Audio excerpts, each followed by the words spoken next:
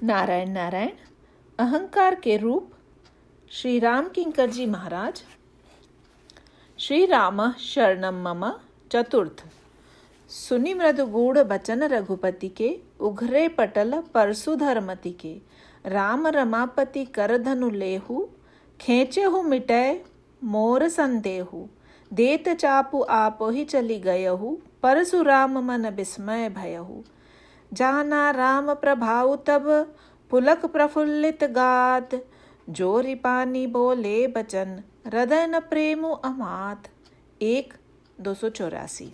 आइए अब परशुराम जी के माध्यम से भ्रांति की समस्या का जो निराकरण प्रस्तुत किया गया उस पर विचार करें। धनुर्भंग हो चुका है और उसके पश्चात श्री सीता और भगवान श्री राम का परिणय भी जयमाल के माध्यम से पूरा हो चुका है, किंतु वहाँ जो राजा एकत्र थे वे युद्ध की योजना बनाने में लगे थे। गोस्वामी जी ने इस प्रसंग में एक बड़ा ही दार्शनिक और साहित्यिक रूपक प्रस्तुत किया है, जहाज और समुद्र का। यहाँ गोस्वामी जी ने परंपरा से हटकर कल्पना की है। परंपरा यह है कि बहुधा संसार की तुलना समुद्र से की जाती है और संसार सागर में डूबने वाला व्यक्ति यदि उससे पार उतरना चाहता है तो भगवान उसको आश्वासन देते हैं। तेषामह समुर्धरता मृत्यु संसार सागरात। गीता। मैं अपनी भुजाओं का आश्रय देकर व्यक्ति को मृत्यु और संसार सागर से पार उतार दिया करता हूँ। कवितावली रामायण में गोस्वामी जी भी इस बात को स्वीकार करते हैं। किसी ने उनसे पूछा कि एकाकी जीवन व्यतीत करते हुए क्या आपको ऐसा प्रतीत नहीं होता कि अकेला व्यक्ति यदि संकटों में घिर जाए तो उसका कोई सहायक नहीं होता। गोस्वामी जी ने कहा कि यहाँ बहुत से ऐसे लोग हैं जो परिजनों से घिरे हुए दिखाई दे रहे हैं, किंतु इसके बावजूद एक क्षण ऐसा भी आता है जब व्यक्ति अकेला पड़ जाता है और वह मृत्यु का क्षण है। मृत्यु के क्षण में प्रत्येक व्यक्ति सर्वथा अकेला है और उस समय अकेलेपन में स्वयं अपने आप को समुद्र में डूबने जैसा अनुभव करता है। और उसका एक रूपक प्रस्तुत करते हुए गोस्वामी जी कवितावली रामायण में कहते हैं कि भाई, जिस यात्रा में संसार का कोई संगी साथ नहीं जा सकता, मैंने तो उस यात्रा के लिए एक ऐसी संगी का चुनाव किया है जो उस मृत्यु संसार सागर में मेरी रक्षा करने में समर्थ है। उन्होंने कहा, जबे जमराज रजा यसुते मोही, लय चली है भट बांधी नटैया। सांसती घोर पुकारती आरत, कौन सुने चहु और डटैहा। तात न मातु न स्वामी सखासुत, बंधु विशाल विपत्ति बटैया। एक कृपालु तहाँ तुलसी, दशरथ को नंदनु बंदी कटैया। कवितावली। जब व्यक्ति उस मृत्यु संसार सागर में डूबता है तो एकमात्र ईश्वर की भुजाओं का आश्रय ही उसकी रक्षा कर सकता है। अतः संसार सागर में ईश्वर की भुजा जहाज बनकर व्यक्ति को उबारती है। इस रूपक का उल्लेख तो बार बार किया गया है, परंतु धनुष यज्ञ के प्रसंग में गोस्वामी जी ने ठीक उल्टी कल्पना की। उन्होंने कहा कि भगवान राम की भुजा समुद्र है और भगवान शंकर का चाप ही जहाज है, किंतु पहले रूपक में तो यह कल्पना है कि ईश्वर संसार सागर से उबार देता है और जहाज के द्वारा व्यक्ति समुद्र को पार कर लेता है। परंतु धनुर्भंग के प्रसंग में गोस्वामी जी कहते हैं कि जिस विराट समुद्र को पार करने के लिए यात्रियों ने शंकर जी के धनुष रूपी जहाज का आश्रय लिया, वह सारे यात्रियों को लेकर डूब गया। रामचरितमानस का पाठ करते हुए उक्त रूपक की ओर संभवतः आपका ध्यान गया होगा। यहाँ वे कहते हैं, शंकर चापु जहाजु, शंकर का चाप जहाज है और सागरु रघुबर बाहुबलु, भगवान राम की भुजाओं का बल ही समुद्र है। और अंत में कहा, बूढ़ सो सकल समाजु, वह सारा समाज डूब गया। चढ़ा जो प्रथम ही मोह बस, जो मोहवश होकर पहले इस जहाज पर चढ़ा था। धनुष टूटने के बाद गोस्वामी जी ने कहा कि भाई, जहाज डूब गया और उसके साथ साथ उस पर सवार यात्री भी डूब गए। इस विपरीत रूपक के पीछे गोस्वामी जी का उद्देश्य क्या है? पिछले प्रवचन में बार बार यह कहा गया है कि भगवान शंकर का धनुष मूर्तिमान अहम का प्रतीक है, जिस अहम का उन्होंने स्वेच्छा से परित्याग कर दिया है। स्वयं भगवान शिव तो अहंकार से मुक्त हैं। कर्तृत्व से मुक्त हैं, जबकि गोस्वामी जी कहते हैं कि शंकर जी के चाप को जहाज समझकर उस पर अनगिनत यात्री बैठे हैं। उनमें से अधिकांश लोगों को यह भ्रम है कि अहम के सहारे ही हम पार उतरेंगे। प्रत्येक व्यक्ति अहम पर ही क्यों आरूढ़ है? प्रत्येक व्यक्ति जीवन में कोई न कोई अहंकार क्यों स्वीकार किए हुए है? इसका कारण यह है कि हमारे अंतःकरण में भ्रांति है कि संसार में सफलता के लिए अहंकार का आश्रय सबसे आवश्यक है, और अहंकार रूपी जहाज पर आरूढ़ व्यक्ति को प्रतीत होता है कि इसके माध्यम से हम समुद्र को सरलता से पार कर लेंगे। सामान्यतः यही देखा जाता है कि जहाज पर सवार व्यक्ति सरलता से समुद्र पार कर लेता है, लेकिन यह कोई ऐसी बात नहीं है जिसे आंख मूंद कर स्वीकार कर लिया जाए, क्योंकि जब समुद्र अपने समग्र रूप में सामने आता है तो बड़े से बड़े जहाज भी डूब जाया करते हैं। इसीलिए गोस्वामी जी एक उल्टी बात कहते हैं कि भाई तब तक अहंकार का यह जहाज डूबेगा नहीं जब तक संसार के जीवों का कल्याण नहीं होगा। वस्तुतः अहंकार के जहाज के द्वारा पार नहीं होना है, बल्कि उसे डुबोना है। शंकर के धनुष रूपी अहंकार के जहाज पर सवार यात्रियों की गिनती कराते हुए गोस्वामी जी कहते हैं कि सब कर संशयो। जनकपुर वासियों के अंतःकरण में यह संशय था कि धनुष टूटेगा या नहीं। गोस्वामी जी ने कहा कि लोगों का संशय भी इसी जहाज पर सवार था, और उस संशय के पीछे था राम के स्वरूप का ज्ञान न होना। जब लोग बुद्धि और तर्क से विचार करते हैं तो लगता था कि शंकर का धनुष टूटना तो सर्वथा असंभव है। जैसे कोई व्यक्ति जहाज में बैठकर उसकी दृढ़ता और विशालता को देखकर निश्चिंत होने की चेष्टा करे और सोचे कि जहाज बड़ा सुदृढ़ है और मुझे पार उतार देगा।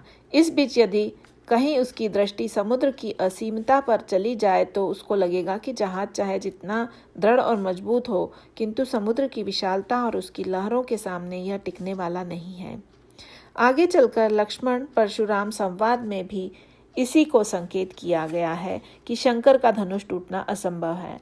लक्ष्मण जी ने व्यंग्य करते हुए परशुराम जी से पूछा कि लड़कपन में खेल खेल में हम दोनों भाई न जाने कितनी धनुहियां तोड़ दिया करते थे, किंतु आप कभी नहीं पधारे, कभी आकर नहीं बिगड़े। अतः भगवान यह बताइए, बहु धनु ही तोरी ललिकाई, कबहु न असिरिस कीन ही गोसाई। 1-270 7। ईश्वर का काम ही है अहंकार का निरंतर विनाश करते रहना। यह तो जैसे बालक का खेल होता है, ठीक उसी प्रकार से ईश्वर का खेल है। इसीलिए लक्ष्मण जी ने बड़े भोलेपन से कहा कि लड़कपन में खेल खेल में बहुत सी धनुहियां तोड़ी, किंतु आप कभी नहीं आए, और पूछा, यही धनु पर ममता के ही हेतु, सुनी रिसाई का भृगुकुल केतु। 1-270 8। यह सुनकर परशुराम जी को बहुत क्रोध आया। लक्ष्मण जी जानते थे कि उन्हें क्रोध आ जाएगा। परशुराम जी को लगा कि यह लड़का कितना ढीठ है, जो शंकर जी के धनुष की तुलना बच्चों की धनुही से कर रहा है। कहाँ बच्चों की नन्ही सी धनुइयाँ और कहाँ शंकर जी का विशाल धनुष। इसीलिए बिगड़ कर बोले, अरे नप बालक काल बस, अरे राजा के लड़के तू मृत्यु के बस में है, और बोलत तो ही न संभाल, तू मुंह संभाल कर नहीं बोलता। लक्ष्मण जी ने कहा, महाराज मुझसे बोलने में क्या भूल हुई? उसके उत्तर में उन्होंने कहा, धनु ही सम त्रिपुरारी धनु विदित सकल संसार। 1-271। यह बताओ कि लड़कपन में तुम लोगों ने जिन धनुहियों को खेल खेल में तोड़ दिया करते थे और शंकर जी के अखिल ब्रह्मांड में प्रसिद्ध धनुष, दोनों में कोई तुलना हो सकती है क्या? यह सुनकर लक्ष्मण जी बहुत आनंदित हुए, क्योंकि यही तो वो कहलवाना चाहते थे। इस प्रकार लक्ष्मण जी ने परशुराम जी को दोनों ओर से घेर लिया। लक्ष्मण जी का तात्पर्य था कि महाराज, आपको अगर ऐसा लगता है कि शंकर का धनुष अद्वितीय है, तो आपको आगे यह भी विचारना चाहिए कि उसे तोड़ने वाला कितना अद्वितीय होगा। यह तो आपके लिए होगा, लेकिन जहाँ तक मेरी बात है, लखन कहा हंसी। लक्ष्मण खूब हंसे। परशुराम जी ने ऐसा क्या बात कह दी जिस पर लक्ष्मण हंस पड़े। लखन कहा हंसी हमरे जाना, सुनहु देव सब धनुष समाना। 1-271 1। लक्ष्मण जी ने हंसकर परशुराम जी से कहा कि देवता, मेरी समझ से तो शंकर जी के धनुष और धनुही में कोई अंतर नहीं है। वस्तुतः लक्ष्मण मूर्तिमान शेष के अवतार हैं, और ऐसा कहा जाता है कि भगवान उनकी शैया बनाकर शयन करते हैं। अगर इसे दार्शनिक भाषा में कहें तो यह कह सकते हैं कि जैसे कोई बालक पिता की गोद में दिखाई देता है तो हम कहते हैं कि बालक पिता के अंक अर्थात गोद में है। इसी प्रकार यदि कहें कि ईश्वर कहाँ है तो पता चलेगा ईश्वर लक्ष्मण के अंक में है। संस्कृत में अंक दो अर्थों में प्रयुक्त किया जाता है। एक अर्थ है गोद और दूसरा संख्या। लक्ष्मण जी ने प्रच्छन्न रूप से अंक के दूसरे अर्थ को लेकर व्यंग करते हुए कहा कि आपके और मेरे गणित में तो बहुत बड़ा अंतर है। आपके अंक गणित में 21 की संख्या ही सबसे बड़ी है और शिव सबसे बड़े हैं। इसीलिए आपको जब देखा तब यह याद आता है कि मैंने 21 बार अमुक काम कर डाला। इससे लगता है कि आपको 21 तक की गिनती तो याद है, परंतु महाराज विचार करके देखिए कि सृष्टि कितनी बार बनी। अनादिकाल से सृष्टि बनती और उसका प्रलय होता रहता है, जिसका न जाने कितनी बार विनाश हो चुका है। उस सृष्टि में एक देश और एक देश में भी एक जाति और आपने 21 बार विनिष्ट किया, जिससे आप अभी तक याद रखे हुए हैं। यदि आपको सृष्टि के अनंत चक्र का भान होता तो क्या आप इस प्रकार 21 की संख्या को दोहराते रहते? इसके अतिरिक्त मेरे अंक में तो ईश्वर है और ईश्वर की सृष्टि में करोड़ों अरबों जीव और अगणित शंकर हैं। आपका तर्क है कि धनु ही और धनु बराबर कैसे होंगे? उन्होंने कहा कि महाराज आपके और मेरे गणित में अंतर यह है कि मेरे अंक में तो ईश्वर है और ईश्वर का वर्णन करते हुए कहा गया है कि रोम रोम पति लागे कोटि कोटि ब्रह्मांड 1-201 कि उसके एक एक रोम में करोड़ करोड़ ब्रह्मांड है और प्रत्येक ब्रह्मांड में एक एक शंकर है। इसीलिए महाराज जहाँ इतने शंकर लटक रहे हों तो यह बताइए कि मेरे लिए धनु ही और धनु में कोई अंतर हो सकता है क्या? आपके लिए शिव अद्वितीय हो सकते हैं लेकिन मेरे लिए नहीं, क्योंकि अगणित रवि शशि शिव चतुरानन ईश्वर की इस दिव्य विराट विभूति में कितने सूर्य, कितने चंद्रमा, कितने ब्रह्मा और कितने शिव हैं। अगणित रवि शशि शिव चतुरानन बहुगिरि सरित सिंधु मही कानन काल कर्म गुण ज्ञान सुभाऊ सो देखा जो सुना न काऊ देखी माया सब विधि गाड़ी अति सभीत जो रे कर ढाड़ी 1-201 1 से 3। इसका अभिप्राय यह है कि अनंतता का भान न होने के कारण ही आप इस प्रकार से विचार कर रहे हैं। जो ईश्वर की अनंतता पर विचार करेगा उसके लिए बालक की धनु ही और शिव के धनुष में कोई अंतर नहीं है। वस्तुतः जिस प्रकार ईश्वर की सृष्टि में अगणित बालक खेलते रहते हैं, उसी प्रकार कितने ब्रह्मा और कितने शिव उसके रोम रोम में निवास करते हैं, इसकी गणना नहीं की जा सकती। इस संबंध में एक बड़ी व्यंग्यात्मक कथा आती है। ब्रह्मा जी को एक बार ऐसा भान हुआ कि मेरे बिना तो सृष्टि का काम चल ही नहीं सकता। अतः उन्होंने भगवान को अपना त्यागपत्र दे दिया और जब वे त्यागपत्र देकर लौटे तो देखा कि हजारों की संख्या में ऊंट चले आ रहे हैं, जिन पर बड़े बड़े संदूक रखे हुए हैं। उन्होंने पूछा कि भाई, यह काफिला जो संदूक ले जा रहा है उसमें क्या है? इस पर काफिले को ले जाने वाले ने कहा कि आपको जितने संदूक दिखाई दे रहे हैं उनमें उतने ही ब्रह्मा बंद है। कोई 4 मुंह वाला है, कोई 5 मुंह वाला है, कोई 6 मुंह वाला है। सुना है कि एक ब्रह्मा ने त्यागपत्र दे दिया है, अतः नए ब्रह्मा का चुनाव करने के लिए ब्रह्माओं की भीड़ जा रही है। इसीलिए बेचारे ब्रह्मा समझ गए कि मैं व्यर्थ ही अपने को महत्वपूर्ण समझ बैठा था। अतः वे लौट पड़े और भगवान के पास जाकर बोले, महाराज मैं अपना त्यागपत्र वापस लेता हूँ, मुझे त्यागपत्र नहीं देना है। इसका अभिप्राय यह है कि शिव की अद्वितीयता अनंत में नहीं है और यही विराट के दर्शन का तात्पर्य है। ससीम को देखने पर अहंकार बढ़ता है और असीम पर दृष्टि जाते ही अहंकार विनिष्ट हो जाता है। व्यक्ति अपनी विद्या को देखेगा तो विद्या का अहंकार बढ़ेगा, धन को देखेगा तो धन का अहंकार बढ़ेगा और अपनी सत्ता को देखेगा तो सत्ता का अहंकार बढ़ेगा। परंतु अनादिकाल से चली आ रही सृष्टि के अनंत ज्ञान और अनंत सामर्थ्य पर जब उसकी दृष्टि जाएगी तो उसे लगेगा कि अनंतता में हमारा यह सीमित अहंकार कितना क्षुद्र है। हम व्यर्थ ही अपने को इतना महत्व दिए बैठे हैं। इस संबंध में गीता में भी तो संकेत आता है कि अर्जुन को भगवान ने विराट रूप का दर्शन क्यों कराया। वस्तुतः अर्जुन भगवान के सामने यह संशय प्रकट करने लगा कि अगर युद्ध होगा तो उसके क्या क्या दुष्परिणाम होंगे, और भगवान को चेतावनी देने लगा कि हम लोग बुद्धिमान होकर इतना भी नहीं सोच रहे हैं। अतएव भगवान ने विराट रूप के दर्शन कराकर मानो संकेत कर दिया कि सृष्टि की चिंता का ठेका तुम्ही ने नहीं ले रखा है। यदि सारी सृष्टि की चिंता का भार तुम्ही ने ले रखा है तो विराट को देख लो। उस विराट में इसका भी साक्षात्कार करा दिया कि तुमने धनुष बाण पटक दिए और समझ लिया कि ये योद्धा नहीं मरेंगे, लेकिन ये तो सबके सब मारे जा चुके हैं। मेरे द्वारा निर्मित इस सृष्टि की चिंता का भार मुझ पर दे दो। तुम इस विराट का दर्शन करो और उसमें अपनी ससीमता का साक्षात्कार करो। उस विराट में अपनी ससीमता का साक्षात्कार करने का परिणाम यह होगा कि असीम में अहंकार डूब जाएगा। भगवान के भुजा रूपी समुद्र में शंकर जी का धनुष रूपी जहाज डूब गया, इसका क्या अर्थ है? शंकर का धनुष अद्वितीय है। इस प्रकार के अहंकार का आश्रय लेकर लोगों ने यह मान लिया था कि यह तो कभी न टूटने वाली वस्तु है, परंतु जब ईश्वर की भुजा पर उसकी अनंत सामर्थ्य पर दृष्टि जाती है तो ऐसा प्रतीत होने लगता है कि ईश्वर की अनंत सामर्थ्य में सब कुछ ससीम है। यदि सब कुछ ससीम है तो फिर अपने अहम की क्षुद्रता का ज्ञान हो जाएगा, और अहम की क्षुद्रता का भान होने पर फिर क्या करें? क्या अपने को क्षुद्र मान ले? जैसे अभिमान बुरा है, इसी प्रकार से हीनता की भावना भी तो बुरी है। अगर व्यक्ति अपने आप को अहंकारी बना लेगा तो भी बुरा है, और व्यक्ति में हीनता की वृत्ति आ जाएगी तो भी बुरा है। अतः अपनी सीमा को समझकर अहम का त्याग करें और असीम में अपने अहम को विसर्जित करके स्वयं भी असीम बन जाएं।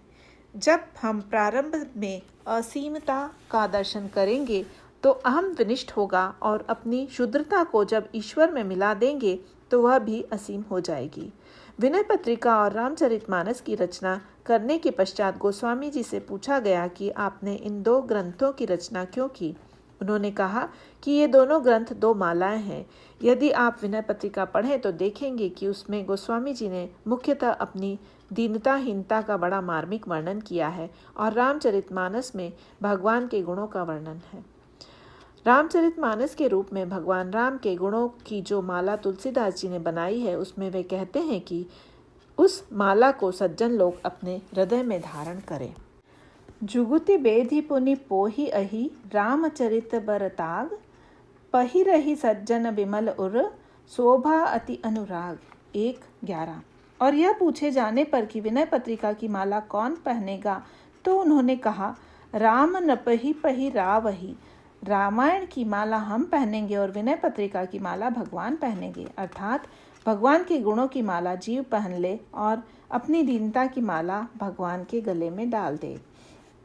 यही अच्छा संयोग रहेगा कि भगवान के गुण हम में आ जाएं और हमारी शुद्धता भगवान से मिलकर धन्य हो जाए। जैसे नदी नाले समुद्र में मिलकर स्वयं भी असीम हो जाते हैं, इसी प्रकार हमारी दीनताहीनता भी आप में मिलकर धन्य हो जाए। वस्तुतः इस असीमता का भान न होने के कारण ही भगवान की भुजा समुद्र के समान असीम अथाह है, और दूसरी ओर शंकर जी के प्रति अद्वितीयता की भ्रांति के कारण ही लोगों के मन में विश्वास है कि यह जहाज कभी विनिष्ट नहीं होता, और इसी जहाज के सहारे हम संसार में व्यवहार करने चले हैं।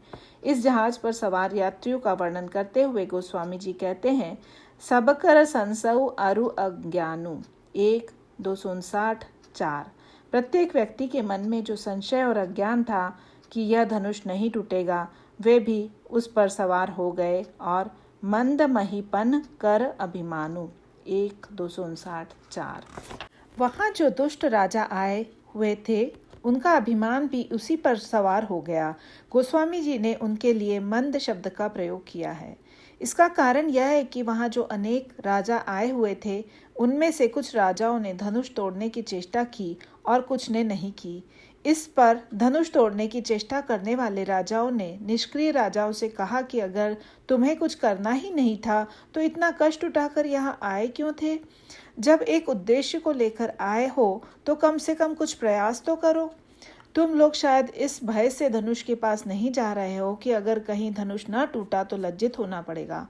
तुम कायर हो, तमोगुण और लज्जा की भावना के कारण ही निष्क्रियता को स्वीकार किए हुए हो।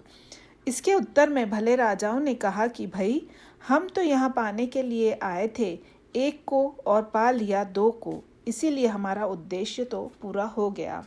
आए थे सीता जी को पाने के लिए, किंतु सीता जी और राम दो को पा लिया। तुम लोग आए थे सीता जी को शक्ति के रूप में पाने के लिए, किंतु तुम्हारी कामना यह है कि हम विवाह करके स्वामी बनकर सीता जी को पालें।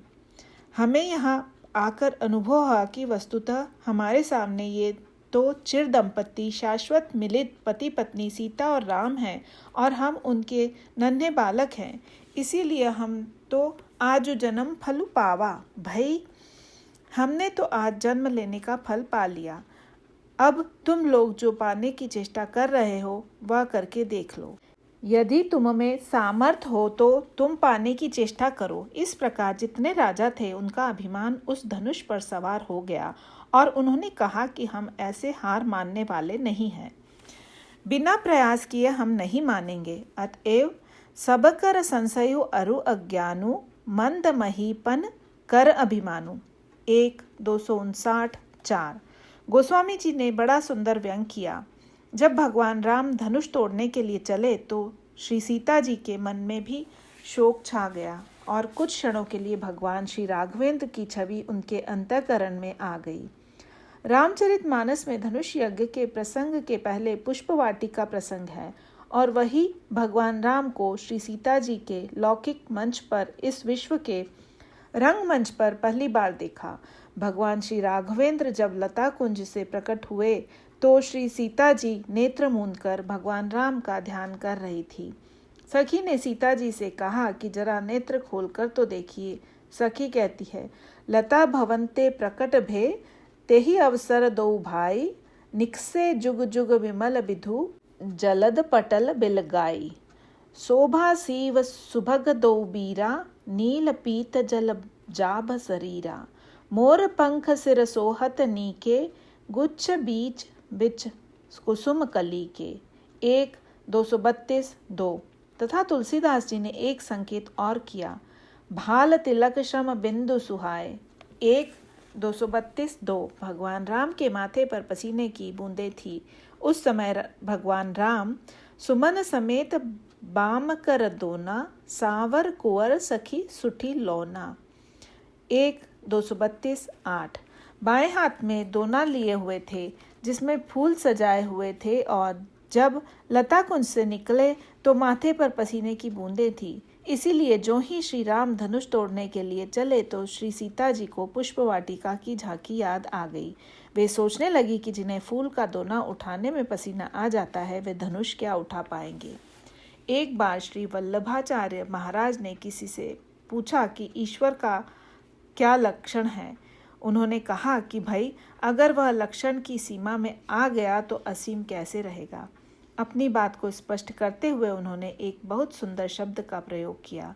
उन्होंने कहा कि ईश्वर वह है जो अखिल विशुद्ध धर्माश्रय हो, अर्थात जिसमें परस्पर विरोधी धर्म एक साथ रहते हैं। व्यक्ति में एक रहेगा तो दूसरा नहीं रहेगा, परंतु जिसमें सारे विरोधी धर्म एक साथ रहे वही साक्षात ईश्वर है। वस्तुतः दोनों प्रसंगों में संकेत यह है कि ईश्वर कोमल है या कठोर, अणु है या महान। उत्तर में कहा गया है कि अणोरणीयान महतो महीयान। संसार में जो छोटे से छोटा है वह भी ईश्वर है और जो बृहत्तम है वह भी ईश्वर ही है। दोनों ही उसके लक्षण हैं। इसीलिए उत्तरकांड में कहा गया है कि कुलिसहु चाहि कठोर अति, कोमल कुसुमहु चाहि। 7-19। वह वज्र से भी अत्यंत कठोर और फूल की अपेक्षा कोमल है। कुलिसहु चाहि कठोर अति, कोमल कुसुमहु चाहि। चित्त खगेश राम कर, समुझी परई कछु काही। 7-19। लता कुंज में भगवान राम ने जब फूल का दोना उठाने में श्रम बिंदुओं को स्वीकार किया तो मानो वह पुष्प की अपेक्षा सुकुमारता थी और धनुष यज्ञ के प्रसंग में वे अपना दूसरा रूप प्रकट कर रहे हैं। यही अखिल विरुद्ध धर्माश्रयता है।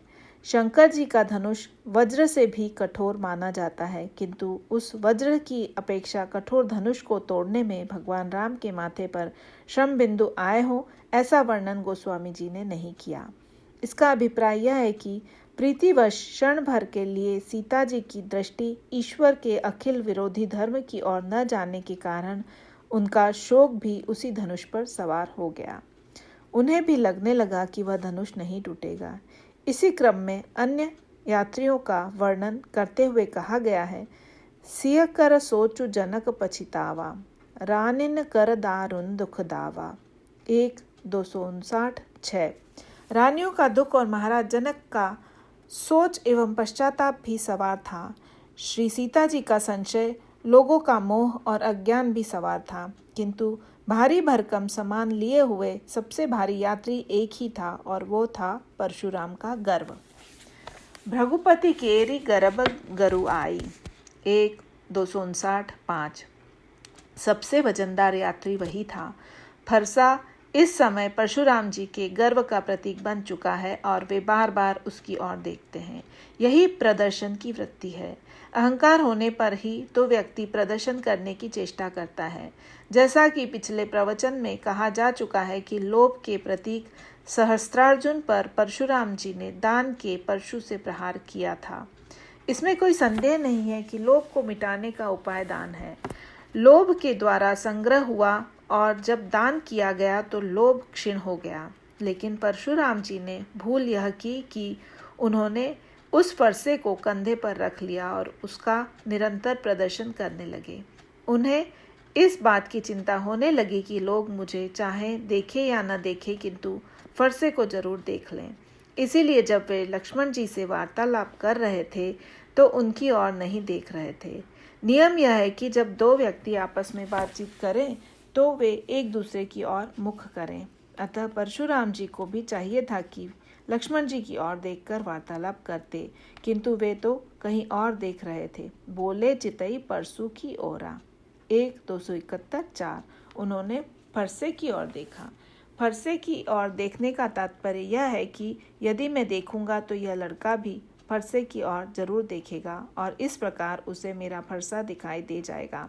किंतु यह सब करने के बावजूद घुमा फिराकर इतना विज्ञापन करने पर भी जब लक्ष्मण जी ने नहीं देखा तो परशुराम जी से नहीं रहा गया और उन्होंने सीधे कह दिया, परसु बिलोकु महीप कुमारा।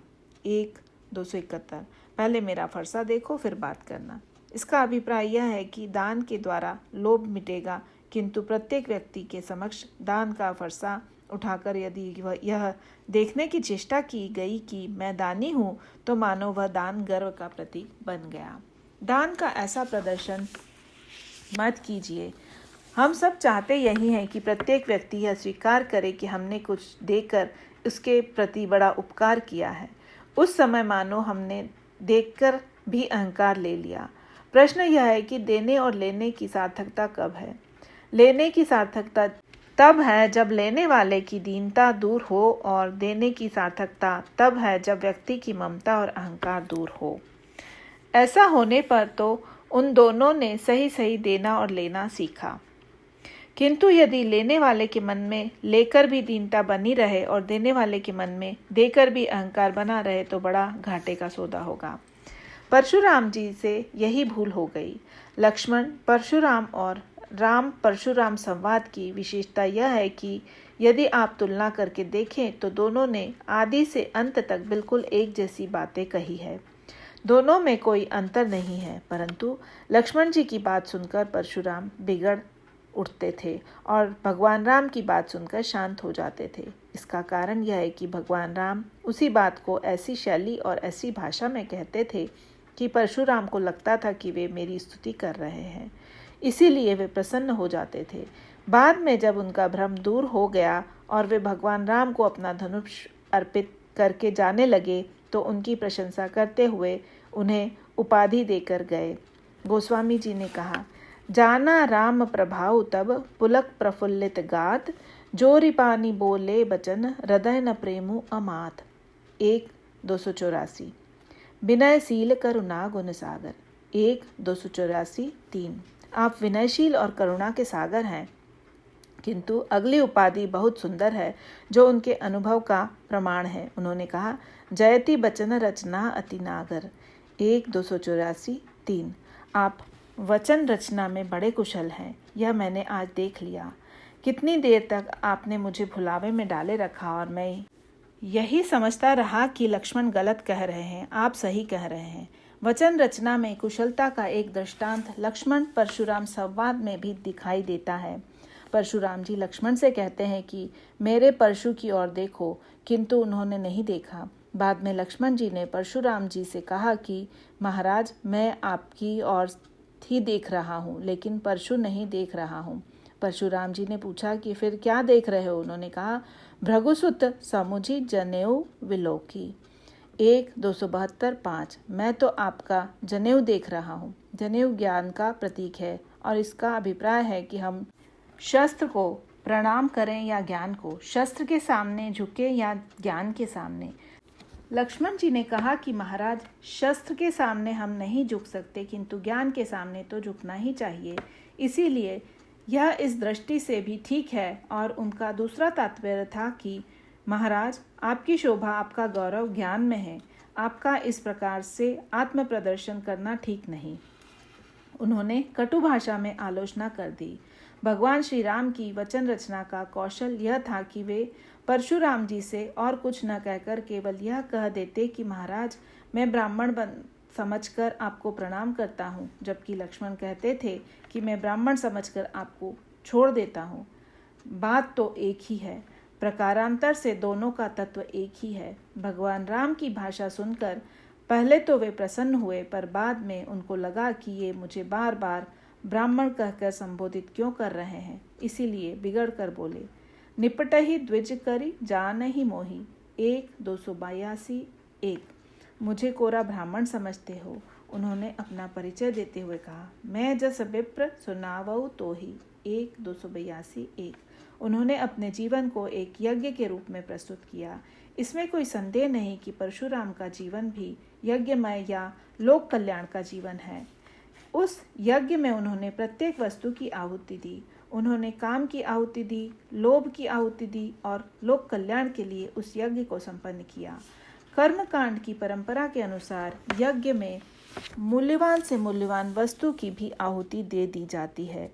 चावल, घृत, तिल आदि अर्पित करना, उन्हें अग्नि में होम देना और गौरवपूर्ण है कि किंतु उसके साथ साथ तो मंत्र पढ़े जाते हैं। उनके अंत में एक वाक्य जुड़ा रहता है जो सबसे महत्वपूर्ण है। नियम यह है कि घृत की आहुति डालने के पश्चात उसकी कुछ बूंदें पानी के पात्र में डालते हुए अंत में मंत्र बोला जाता है, इदम न मम। जब हम आहुति डालने लगे तो सामने वाले को प्रतीत हुआ कि यह तो अपना घी, अपने चावल, अपने तिल डाल रहा है, अपनी वस्तु को अग्निकुंड में होम कर रहा है।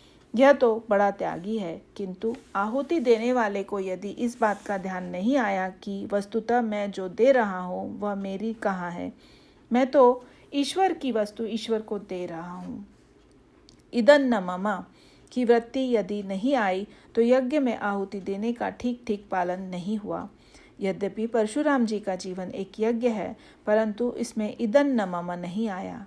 उन्होंने मान लिया कि जो कुछ किया है वह मैंने किया है। अतएव राम परशुराम संवाद के अंत में जब परशुराम ने भगवान राम को अपना धनुष अर्पित कर दिया तो मानो यज्ञ की आहुति की अंतिम प्रक्रिया इदं न मम पूरी हो गई। परशुराम जी उस समय तो गर्व में इतने भरे हुए थे कि उन्होंने औचित्य अनौचित्य की भी चिंता नहीं की। उन्होंने अपना परिचय देते हुए दंभपूर्वक कहा कि तुम जानते हो कि मैं कौन हूँ। जनक से पूछने लगे कि बता, धनुष किसने तोड़ा? लक्ष्मण जी पर तो बिगड़ ही उठे और धमकी देते हुए कहा, रे नृप बालक काल बस, बोलत तो ही न संभार, 1-271। अरे राजा के लड़के, तू संभाल कर नहीं बोलता। अनेक लोगों से यही भूल हो जाती है।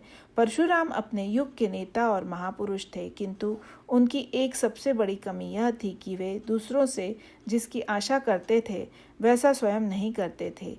दूसरों से तो आशा करते थे कि वे संभाल कर बोले, पर स्वयं कभी संभाल कर नहीं बोलते थे। जब वे दूसरों से कहते थे तो आशा करते थे कि वे अनुशासन में रहेंगे, परंतु स्वयं अपने जीवन में उसके पालन की बात नहीं आने देते। वे स्वयं जनक जी से कैसे बोले? उन्हें सीधे पूछना चाहिए था कि महाराज जनक, बताइए धनुष किसने तोड़ा? किंतु उन्होंने कहा, कहु जड़ जनक धनुष के तोड़ा। 1-269-3। अरे मूर्ख जनक, बतला धनुष किसने तोड़ा? जिन जनक को सारे संसार के लोग सर्वश्रेष्ठ तत्वज्ञ मानते थे, उन्हें फटकारते हुए परशुराम ने कहा कि मुनियों ने तुझे ज्ञानी कहकर तेरा मस्तिष्क खराब कर दिया है। मैं समझ गया हूँ कि तू पक्का जड़ है, क्योंकि तुझे यह प्रतिज्ञा करने की क्या आवश्यकता थी कि जो शंकर जी का धनुष तोड़ेगा उसी के साथ मैं अपनी कन्या का विवाह करूँगा। जनक परम तत्वज्ञ थे और उनकी प्रतिज्ञा परम ज्ञानमय थी। श्री सीता और राम का विवाह तो शाश्वत है, ब्रह्म और शक्ति तो निरंतर मिलित हैं। फिर जनक यह क्यों कहते हैं कि जब धनुष टूटेगा अथवा जो धनुष तोड़ेगा उससे श्री सीता जी का विवाह होगा? इसका तात्पर्य यह है कि भले ही सीता और राम अभिन्न हो, राम साक्षात ईश्वर और श्री सीता जी मूर्तिमयी भक्ति और मूर्तिमयी शक्ति हैं। रामचरितमानस में उनका अनेक रूपों में वर्णन किया गया है। सानुजसीय समेत प्रभु राजत परन कुटीर, भक्ति ज्ञान वैराग्य जनु सोहत धरे शरीर। 2-321। भक्ति और भगवान की जो अभिन्नता है, क्या वह हम सबके जीवन में दिखाई दे रही है? क्या हम दावे से कह सकते हैं कि हमें जीवन में भी अभिन्नता का बोध हो रहा है? जनक अपनी प्रतिज्ञा पर जमे हुए हैं। वे कहते हैं कि यदि साक्षात ब्रह्म ही राम है, जिन्हें वे पहचान चुके हैं, तो भी जब तक धनुष नहीं तोड़ देंगे तब तक मैं नहीं मानूंगा। इसका सीधा सा तात्पर्य यह है कि जनक को इस बात का ज्ञान है कि जब तक जीवन में अहंकार खंडित नहीं होगा तब तक भक्ति और भगवान का मिलन ही नहीं होगा। इसीलिए जनक की प्रतिज्ञा तो परम ज्ञानमयी है। ऐसा होते हुए भी परशुराम बिगड़ कर कहते हैं कि ऐसी मूर्खतापूर्ण प्रतिज्ञा तूने की है, जिससे मैं तो यही कह सकता हूँ कि तू पक्का जड़ है। कहु जड़ जनक धनुष कै तोरा। 1-269-3। उनका क्रोध बहुत बड़ा हुआ है, इसीलिए बोले, जल्दी बता, और यदि नहीं बताया तो बेगी देखाओ मोहन नत राजू, उलटो मही जह लई तव राजू। 1-269-4। जहाँ तक तुम्हारा राज्य है मैं उसको उलट दूंगा। एक व्यक्ति ने भूल की, किंतु कहते हैं कि मैं सारे राज्य को उलटकर नष्ट कर दूंगा। वे दंड और न्याय में बड़े कठोर थे। उनकी मान्यता थी कि अगर एक व्यक्ति अपराध करे तो 1000 को दंड मिलना चाहिए, जिससे भविष्य में कोई अपराध ही न करे। गोस्वामी जी ने कहा कि जिस समय परशुराम ने जनक से पूछा कि यह धनुष किसने तोड़ा, उस समय भगवान राम ठीक उनके सामने थे। जनक को लगा कि यदि मैं बता दूंगा तो उनका सारा क्रोध श्री राम पर बरस पड़ेगा। अतएव अति डरु उतरु देत नृप नाही। 1-269-5। राजा डर के कारण उत्तर नहीं देते। इस पर गोस्वामी जी ने व्यंग करते हुए कहा कि जो राजा आए थे, लगता था वे धनुष तोड़ने के लिए आए हुए हैं। उन राजाओं की दशा बड़ी विचित्र थी। जो अपना शुद्र अहंकार लेकर आया है, वह उसके खंडित होने की कल्पना भी कैसे कर सकता है। वह तो अहंकार की रक्षा चाहता है। समाज में सारी टकराहट तो अहंकार को लेकर ही है। हम सब अपना अपना अहंकार लेकर टकरा रहे हैं, और अगर चिंता है तो अहंकार की रक्षा की चिंता है। इसीलिए जो ही जनक के बंदी ने कहा कि जो धनुष तोड़ेगा उसे ही सीता मिलेगी, यह सुनकर सारे राजा कमर कसकर उठ खड़े हुए। लगा कि सब के सब अहम के विरोध हैं, परंतु वे अहम के विरोधी हैं या अहंकार के मूर्तिमान रूप। गोस्वामी जी ने लिखा कि जितने राजा थे उन्होंने परिकर बांधी उठे अकुलाई, चले इष्ट देवन सिरनाई। 1-249-6। सबने अपने अपने इष्ट देव गणेश जी, विष्णु भगवान और शंकर जी का स्मरण किया, किंतु जो लोग देवता या ईश्वर की पूजा करते हैं, क्या पूजा अथवा स्तोत्र पाठ करने मात्र से उनका मनोरथ सिद्ध हो जाता है? वे गणेश जी से प्रार्थना कर रहे हैं कि धनुष टूटे, लेकिन एक शर्त लगी हुई है कि मुझसे टूटे। वस्तुतः इसका अर्थ यह है कि धनुष के रूप में दूसरे के मैं को तोड़कर अपने मैं को बचाना। ऐसी स्थिति में गणेश जी भी क्या करें? वहाँ गणेश जी का एक ही भक्त थोड़े ही था, हजारों थे। अतः गणेश जी का एक भक्त जब धनुष के पास पहुंचा तो वह उनसे प्रार्थना करने लगा कि महाराज धनुष तोड़वा दीजिए, किंतु शेष सब प्रार्थना करने लगे कि इससे बिल्कुल मत तोड़वाइएगा, केवल मुझसे तोड़वाइएगा। जब उसने भी धनुष नहीं टूटा तो लौटने समय वह चिंता करने लगा कि गणेश जी, आपने मुझसे तो धनुष नहीं तोड़वाया, लेकिन अब कृपा करके और किसी से भी मत तोड़वाइएगा, इतनी रक्षा कीजिए। अंततः जब श्री राम ने धनुष तोड़ दिया तो सभी राजाओं ने गणेश जी और शंकर जी को बड़ा उलाहना दिया। उन्होंने कहा कि हमने आपसे इतनी प्रार्थना की, किंतु आपने हमसे धनुष नहीं तोड़वाया और छोटी अवस्था के एक राजकुमार से तोड़वा दिया। आखिर इतनी पूजा पाठ करने से क्या लाभ हुआ? हमारा अहंकार खंडित हो गया और सो भी ईश्वर के द्वारा खंडित हुआ। ईश्वर के स्वरूप को न समझ पाने के कारण ही राजा कहते हैं कि अरे, एक साधारण राजकुमार ने धनुष तोड़कर सीता को पा लिया और हम देखते रह गए। अगर हमारे अहंकार की रक्षा ईश्वर न करें तो हम उसे भी उलाहना देने से नहीं चूकते कि तुम्हारी पूजा से कोई लाभ नहीं, क्योंकि तुमने मेरे अहंकार को बचने नहीं दिया। लेकिन सबसे अधिक आनंद तो तब आया जब यह पता चला कि राजा क्या चाहते थे। जिस समय परशुराम जी ने जनक से पूछा कि अरे जड़, यह बतला कि धनुष किसने तोड़ा, यह सुनकर सभी राजा परम आनंदित हुए और प्रसन्न होकर अपने इष्ट देवों को प्रणाम करने लगे कि बड़ा अच्छा हुआ जो आपने हमसे धनुष नहीं तोड़वाया, अन्यथा परशुराम जी तो सिर ही तोड़ देते, यह तो बड़ा अनर्थ हो जाता। वस्तुतः प्रत्येक व्यक्ति यही चाहता था कि धनुष न टूटे, जिससे अहंकार न टूटे, और यही उनकी सबसे अधिक प्रसन्नता का हेतु है। जब परशुराम पूछने लगे कि धनुष किसने तोड़ा तो भगवान राम उत्तर देते हैं। भगवान राम कह सकते थे कि धनुष मैंने तोड़ा है, किंतु परशुराम जी और भगवान राम के उत्तर में अंतर यह है कि परशुराम बोलते हैं तो कहते हैं, मैं जस विप्र सुनावऊ तो ही। तुम जानते हो कि मैं कैसा ब्राह्मण हूँ। मैं वह ब्राह्मण हूँ जिसने जीवन में यज्ञ किया और उस यज्ञ में मैंने धनुष को श्रुआ बनाया। चाप श्रुवासर आहुति जानू, कोप मोर अति घोर कृसानु। समिधि सेन चतुरंग सुहाई, महामहिप भय पशु आई। मैं एही परसु काटी बलि दीन है, समर यज्ञ जब कोटिन कीन है। मोर प्रभाव विदित नहीं तोरे, बोलसी निदरी विप्र के भोरे। 1-282 2 से 5। मैं वह ब्राह्मण हूँ जिसने शस्त्र के द्वारा यज्ञ करते हुए इस पृथ्वी को न जाने कितनी बार दान दे दिया। मुझे केवल साधारण ब्राह्मणों की कोटि का मत समझना। भगवान राम भी कह सकते थे कि मैं वह राम हूँ जिसने धनुष तोड़ा है। ऐसी सामर्थ्य है भी भगवान राम में। किंतु परशुराम जी जब पूछने लगे तो भगवान राम निर्लिप्त भाव से तुरंत बोले, सभय बिलो की लोग सब, जानी जान की भीरु। हृदय न हर्ष विषाद कछु, बोले श्री रघुबीरु। 1-270। बस यही थी श्री राम की पूर्णता। किसी ने तुलसीदास जी से पूछा कि राम के बाद दूसरे राम की क्या आवश्यकता है और दोनों रामों में क्या अंतर है। गोस्वामी जी ने कहा कि परशुराम नदी है और श्री राम समुद्र। नदी और समुद्र में अंतर यह है कि नदी बहुत कल्याणकारिणी और सेवा करने वाली है, परंतु जब उसमें बाढ़ आती है तो वह सर्वनाश करने पर ही तुल जाती है।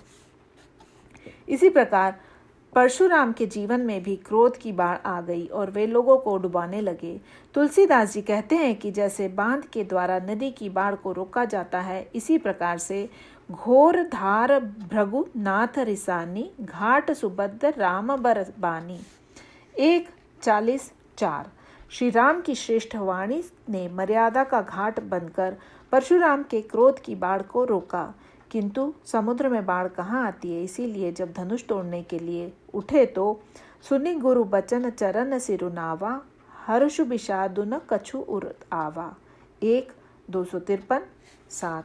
धनुष टूटने के पहले किसी तरह का हर्ष विषाद नहीं हुआ था। टूट गया तो भी हृदय न हर्षु विषादु कछु। गले में जयमाला पहनाई जाने पर कोई आनंद नहीं हुआ और फरसा गले पर चलने के लिए प्रस्तुत है तो भी कोई भय नहीं। हृदय न हर्षु विषादु कछु, बोले श्री रघुवीरु। 1:270। भगवान राम ने समत्व का परिचय देते हुए परशुराम जी को संबोधित किया। नाथ स्वामी, पहले संबोधन में ही विनम्रता की पराकाष्ठा। नाथु संबुधनु भंज निहारा, हो है केऊ एक दास तुम्हारा। 1:270।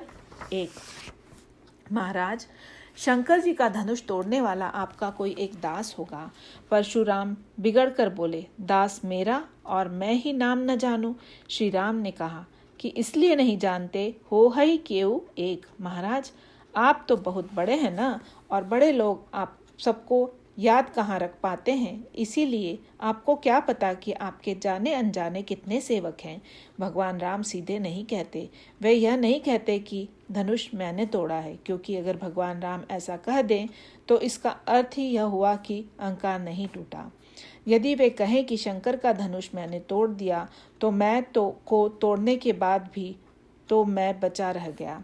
भगवान राम जब नाम नहीं लेते तो मानो वे परशुराम जी को समझाने की चेष्टा कर रहे हैं, क्योंकि उनका जो गर्व है, मैं है, उसी को तो अंत में विलीन होना है।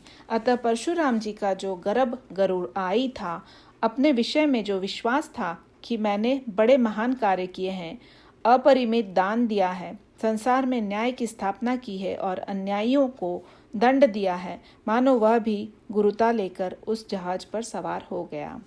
शंकर चापु जहाजु, सागर रघुबर बाहुबल, बूढ़ सो सकल समाजु चढ़ा, जो प्रथम ही मोह बस।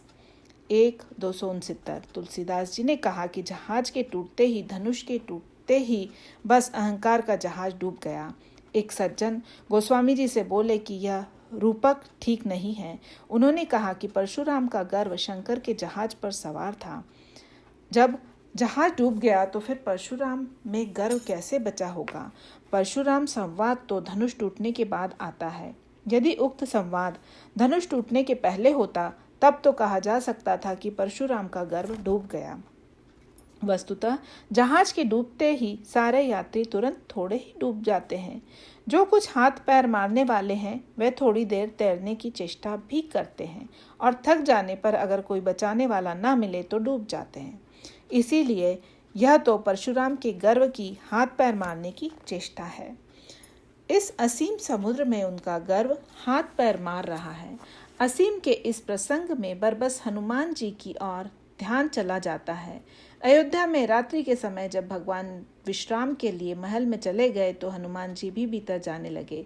वन में रहते हुए वे भीतर जाने के अभ्यस्त हो चुके थे। यह देखकर बाहर जो परिचारिकाएं खड़ी थी उन्होंने हनुमान जी को रोका।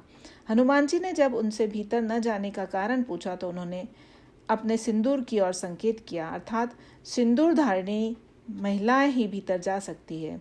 अतः दूसरे दिन हनुमान जी पूरे शरीर में सिंदूर पोतकर पहुंच गए और उन्होंने कहा कि सिंदूर की एक रेख लगाने पर भीतर जाने को मिलता है, तो इतना सिंदूर लगाने पर भीतर जाने का अबाध अधिकार क्यों नहीं मिलेगा। भगवान राम ने यह देखा तो बड़े हंसे और पूछा कि हनुमान, तुमने यह सिंदूर क्यों लगा लिया। उन्होंने पूछा कि महाराज, यह किसका चिन्ह है। श्री राम ने कहा कि स्त्रियों का सौभाग्य चिन्ह है, जिनके पति होते हैं वे सिंदूर लगाती है। इस पर हनुमान जी बोले कि महाराज, जब पति होने पर संसार की साधारण स्त्रियां सिंदूर लगाती हैं तो जिसको जगत पति मिला हो वह सिंदूर क्यों न लगाए। भगवान ने कहा कि भाई, सिंदूर तो सीमंत में लगाया जाता है, किंतु तुमने सारे शरीर में लगा रखा है। हनुमान ने उत्तर दिया कि महाराज, संसार का सौभाग्य ससीम है, इसीलिए वे एक रेखा लगाती हैं, जबकि मेरा सौभाग्य असीम है। इस असीम सौभाग्य में सीमा का कोई प्रश्न ही नहीं है। अतएव इस असीम सौभाग्य, इस अनंत में जिस व्यक्ति ने अपने को डुबो दिया उसका कल्याण हो गया। जय श्री राम।